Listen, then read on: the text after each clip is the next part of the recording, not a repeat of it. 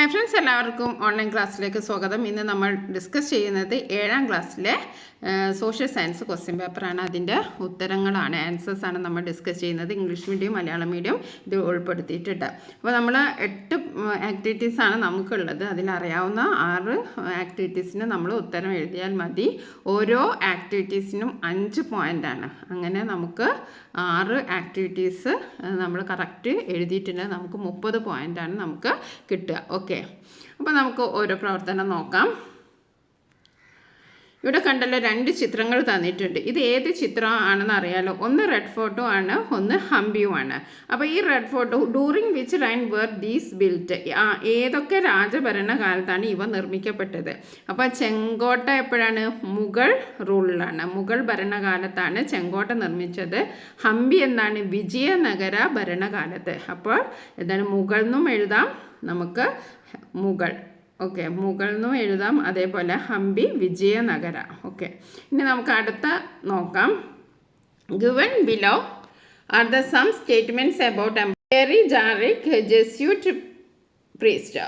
Find the specialities of emperor Akbar from the following. Akbar ചക്രവർത്തിയെക്കുറിച്ച് Jesuit പാതിരിയായ Pierre ജറിക്കിൻ്റെ കുറിപ്പിൽ നിന്നുള്ള ചില വാക്യങ്ങളാണ് താഴെ കൊടുത്തിരിക്കുന്നത്. ഇവയിൽ നിന്ന് അക്ബർ ചക്രവർത്തിയുടെ ഏതൊക്കെ സവിശേഷതകളാണ് നിങ്ങൾക്ക് കണ്ടെത്തി എഴുതാൻ കഴിയുക? First one, the emperor who shook the east, കിഴക്കിനെ വിറപ്പിച്ച ചക്രവർത്തി. ഇതിൽ നിന്ന് നമുക്ക് മനസ്സിലാക്കുന്നത് എന്താണ്? Akbar was a powerful ruler. കിഴക്കിനെ വിറപ്പിച്ച ചക്രവർത്തി എന്നതുകൊണ്ട് നമുക്ക് മനസ്സിലാകുന്ന ശക്തനായ ഭരണാധികാരി എന്നാണ്. എന്താണ്? ശക്തനായ ഭരണാധികാരി. അപ്പോൾ ഇവിടെ എന്ത് നമുക്ക് എഴുതാം? ശക്തനായ ഭരണാധികാരി. പിന്നെ അതേപോലെ Akbar was a power ruler. ഇനി അടുത്തത്, he administered justice without any distinction of caste, religion and familiar unfamiliar, ജാതി മത പരിചിത അപരിചിത വ്യത്യാസമില്ലാതെ ജനങ്ങൾക്ക് പരിഗണന നൽകി. ഇതിൽ നിന്ന് എന്ത് നമുക്ക് മനസ്സിലാക്കാം? He gave importance to equal justice, kindness and the rule of law. എല്ലാവർക്കും ഒരുപോലെ ഇമ്പോർട്ടൻസ് നൽകി.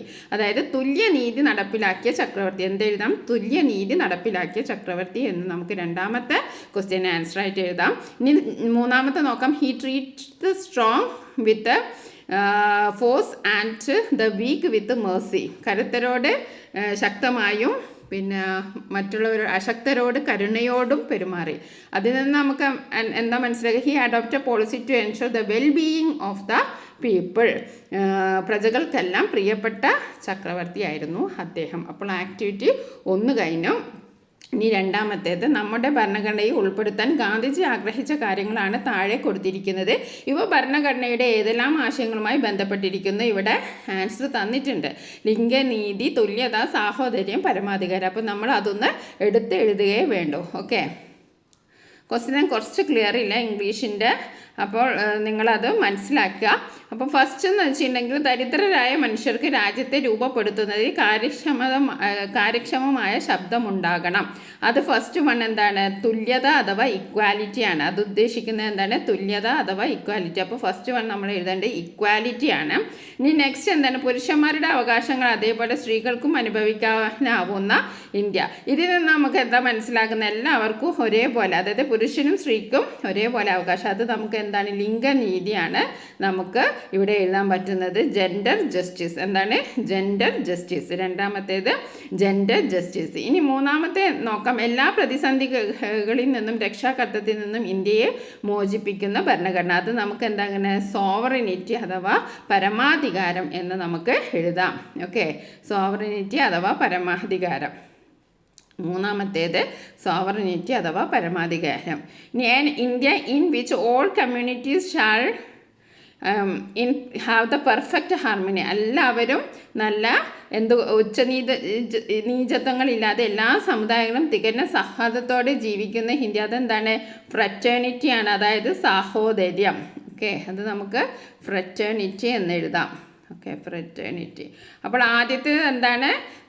തുല്യത അഥവാ ഇക്വാലിറ്റി, ലിംഗനീതി അഥവാ ജെൻഡർ ജസ്റ്റിസ്, പരമാധികാരം അഥവാ സോവറിനിറ്റി, സാഹോദര്യം അഥവാ ഫ്രറ്റേണിറ്റി. ഇനി നമുക്ക് അടുത്ത ക്വസ്റ്റ്യൻ നോക്കാം. വേറൊരു ചോദ്യം കൂടി ഉണ്ട്. ഇന്ത്യൻ ഭരണ ഔദ്യോഗികമായി നിലവിൽ വന്ന ദിവസം ഏത് പേരിലാണ് നാം ആചരിക്കുന്നത്? ഏത് പേരിലാണ്? റിപ്പബ്ലിക് ദിനം. In which name do we celebrate the day when the Constitution of India came into force? And then the option C, republic day ആണ് നമ്മൾ എഴുതേണ്ടത്. ഓക്കെ, ഇനി ആക്ടിവിറ്റി 3 നോക്കാം. Okay, which of the given statement are related to Basavanna? ബസവണ്ണയായിട്ട് related ആയിട്ടുള്ള കാര്യങ്ങൾ എഴുതാനാണ്. Founded Veerashaiva movement, അത് ശരിയാണ്. അദ്ദേഹമാണ് വീരശൈവ മൂവ്മെൻറ്റ് ഇതാക്കിയത്.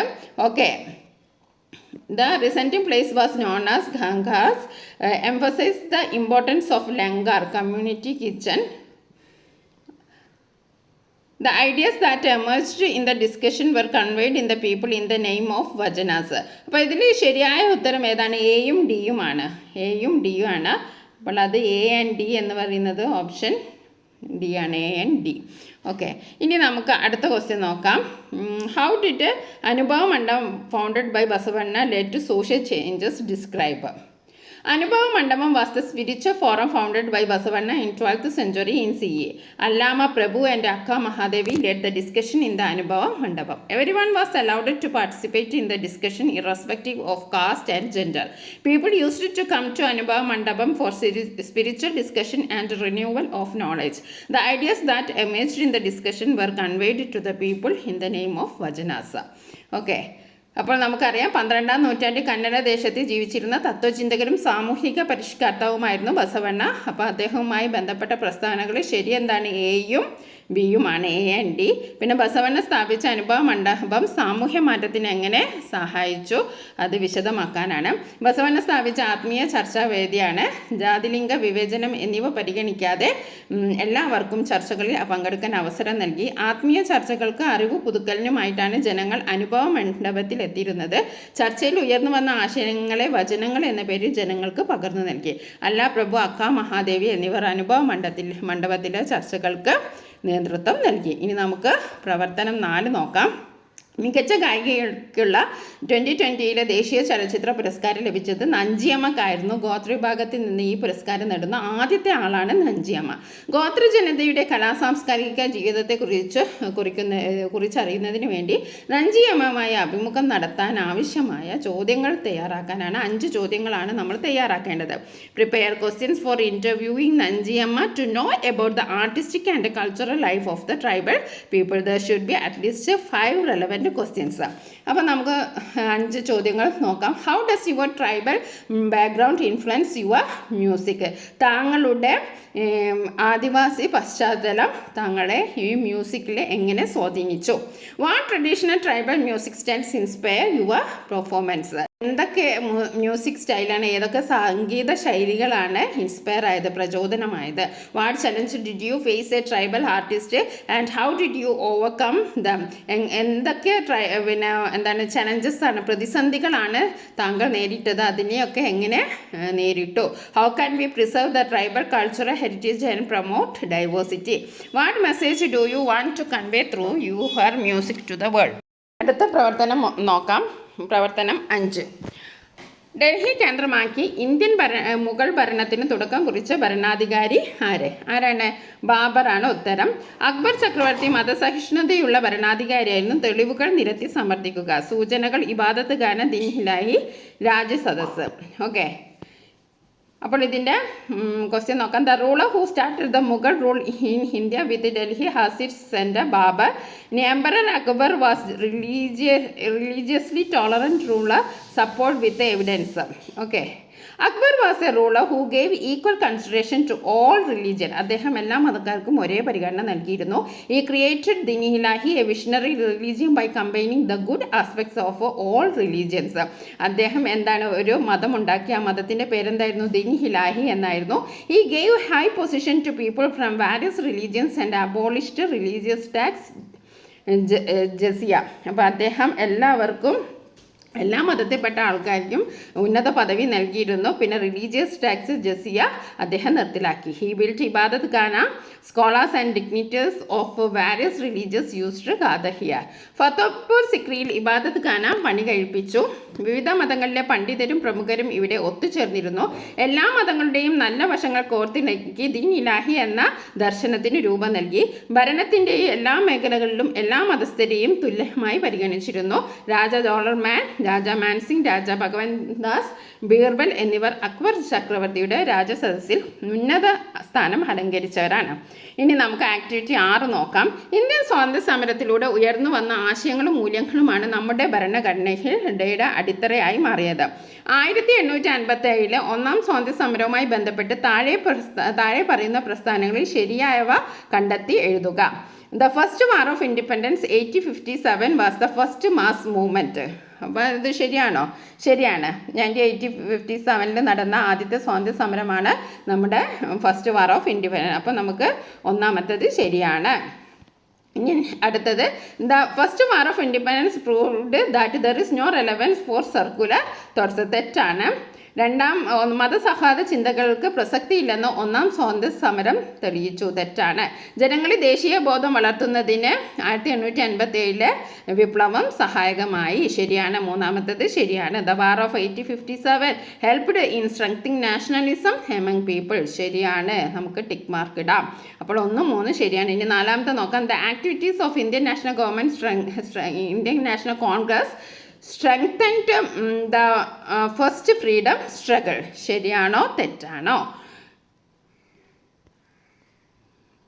ഇന്ത്യൻ നാഷണൽ കോൺഗ്രസിൻ്റെ പ്രവർത്തനങ്ങൾ ഒന്നാം സ്വാതന്ത്ര്യ സമരത്തെ ശക്തിപ്പെടുത്തി. തെറ്റാണ്. കാരണം ഇന്ത്യൻ നാഷണൽ കോൺഗ്രസ് എപ്പോഴാണ് രൂപീകൃതമായത്? 1885 നമ്മുടെ ഒന്നാം സ്വാതന്ത്ര്യ സമരം 1857. അപ്പോൾ അത് തെറ്റാണ് ആ സ്റ്റേറ്റ്മെൻറ്റ്. നിരവധി പ്രാദേശിക സംഘടനകളുടെ പിറവിക്ക് ഒന്നാം സ്വാതന്ത്ര്യ സമരം കാരണമായി. അത് ശരിയാണ്. The first war of independence caused the formation of many regional organisation. ഇതിൽ 1, 3, 5 ഇവയാണ് ശരി. ഇനി അടുത്തത്, from which act the idea of bicameral legislation at the centre included in the constitution. ഏതാണ്? 1935 പാസ്സാക്കിയ government of India act. Government of India act 1935. ഇനി next, what was the main proposal of the cabinet mission that visited India in 1946 which came to India for discussing the exchange of 1946 അധികാര കൈമാറ്റം ചർച്ച ചെയ്യുവാനായി India സന്ദർശിച്ച cabinet മിഷന്റെ പ്രധാന നിർദ്ദേശം എന്തായിരുന്നു? എന്താണ്? സ്വതന്ത്ര ഇന്ത്യക്ക് ഒരു നിയമ സംഹിത വേണം. The 3-member committee appointed by the British government to negotiate with the Indian leaders regarding transfer of power to India and create a constitutional framework for India. അതിനാണ് ക്യാബിനറ്റ് മിഷന് വന്നത്. ഇനി അടുത്ത ആക്ടിവിറ്റി 7 നോക്കാം. മുഗൾ ഭരണകാലത്തെയും വിജയഭരണകാലത്തെയും നീതി നിർവഹണവുമായി ബന്ധപ്പെട്ട വിവരങ്ങളാണ് താഴെ പട്ടികയിൽ തന്നിരിക്കുന്നത്. വിട്ടുപോയവ കണ്ടെത്തി പട്ടിക പൂർത്തിയാക്കുക. മുഗൾ ഭരണകാലത്തുള്ളതാണ്. തർക്കങ്ങളിൽ അന്തിമ തീരുമാനം ചക്രവർത്തിയുടേതായിരുന്നു. അപ്പീൽ അധികാരി രാജാവായിരുന്നു. ഇവിടെ പ്രത്യേകം കോടതികളില്ല. വിജയഭരണകാലത്ത് എന്തായിരുന്നു? വിവിധ തലങ്ങളിൽ കോടതികൾ ഉണ്ടായിരുന്നു. ഇനി അടുത്തത് എന്താണ്? വിജയനഗരത്തിൽ ചെറിയ കുറ്റങ്ങളും തൊഴിൽ പ്രശ്നങ്ങളും ഗ്രാമത്തിലെ കോടതികൾ കൈകാര്യം ചെയ്തു. ഇവിടെയോ മുഗൾ ഭരണകാലത്ത് തദ്ദേശീയരായ മതപണ്ഡിതരാണ് തർക്കങ്ങളിൽ അന്വേഷണം നടത്തി തീർപ്പ് കൽപ്പിച്ചിരുന്നത്. ഇനി അടുത്ത ചോദ്യം, മുഗൾ ഭരണകാലത്തെയും വിജയനഗര ഭരണകാലത്തെയും നീതി നിർവഹണ രീതി താരതമ്യം ചെയ്ത് കുറിപ്പ് തയ്യാറാക്കുക. അപ്പം വിജയഭരണകാലത്തിൽ നഗരഭരണത്തിൽ തർക്കങ്ങൾ പരിഹരിക്കുന്നതിന് കോടതികൾ സ്ഥാപിച്ചിരുന്നു. എന്നാൽ മുഗൾ ഭരണകാലത്ത് മതപണ്ഡിതന്മാരാണ് തർക്കങ്ങളിൽ അന്വേഷണം നടത്തി തീർപ്പ് കൽപ്പിച്ചിരുന്നത്. 2 ഭരണ കാലഘട്ടങ്ങളിലും അപ്പീൽ അധികാരി ഭരണാധികാരിയായിരുന്നു. ഇന്നത്തേതിന് സമാനമായ നീതിന്യായ വ്യവസ്ഥയോട് അടുത്ത് നിൽക്കുന്നത് വിജയഭരണകാലത്താണ്. ഇനി നമുക്ക് അടുത്ത പ്രവർത്തനം നോക്കാം.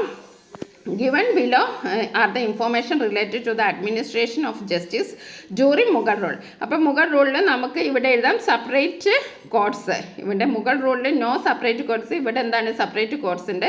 അതേപോലെ local religious college investigated and adjudicated dispute. അപ്പോൾ അവിടെ റിലീജിയൻ ആയിട്ടുള്ള ആൾക്കാരുണ്ടാവും. റിലീജിയൻസ് കാസീസ് എന്നറിയപ്പെടുന്ന ആൾക്കാരാണ് ചെറിയ ചെറിയ കേസുകളൊക്കെ നിൽക്കുന്നത്. പിന്നെ നമ്മൾ ഈ ഒരു കമ്പാരിസൺ നമ്മൾ നേരത്തെ ഡിസ്കസ് ചെയ്താണ്. പ്രീവിയസ് ഇയർ ക്വസ്റ്റ്യൻ പേപ്പറിലൊക്കെ നമ്മൾ ഡിസ്കസ് ചെയ്താണ്. അല്ലെങ്കിൽ നിങ്ങളിത് അങ്ങോട്ട് എക്സ്പാൻഡ് ചെയ്ത് എഴുതാൻ മതി. അപ്പം നമ്മൾ 6 പ്രവർത്തനം ചെയ്താൽ മതി. Okay. Given below are the hints of the major bhakti scholars who lived in the medieval India. Okay. നമുക്ക് one of the major Sufi scholars lived in 13-14 centuries in Delhi. അദ്ദേഹത്തിൻ്റെ പേരെന്താണ്? ഷെയ്ഖ് നിസാമുദ്ദീൻ ഔലിയ. ഇനി ലിവ്ഡ് ഇൻ കന്നഡ ദേശം in 12th century. He wrote in Kannada, founder Veerashaiva movement. അത് നമുക്കറിയാലോ, Basavanna. Okay. Lived in Uttar Pradesh in 15th century. Propagate ideas through hymns of dohas. അതാരാണ്? കബീറാണ്. Okay. ആദ്യത്തെ നമുക്ക് ബസവണ്ണ, പിന്നെ രണ്ടാമത്തേത് കബീർ എഴുതാം. ഇനി അടുത്തത് Poonthanam Khwaja Mohiuddin Chishti Karaikal Ammaiyar were the preachers of Bhakti Sufi movement. Identify the states. ഇവരൊക്കെ ഏത് സ്റ്റേറ്റിലുള്ളവരാണെന്നാണ് നമ്മൾ ഐഡൻറ്റിഫൈ ചെയ്യേണ്ടത്. അപ്പം നമുക്ക് പൂന്താനം എവിടെയാണ്? കേരളത്തിലാണ്. പൂന്താനം എവിടെയാണ്? കേരളത്തിലാണ്. കാരക്കൽ അമ്മാർ എവിടെയാണ്? തമിഴ്നാട്ടിലാണ്. അതേപോലെ ഖാജ മൊഹീദ്ദീൻ ചിസ്തി രാജസ്ഥാനിലാണ്. ആ മാപ്പിൽ നിങ്ങൾ അടയാളപ്പെടുത്തുക. ഓക്കെ.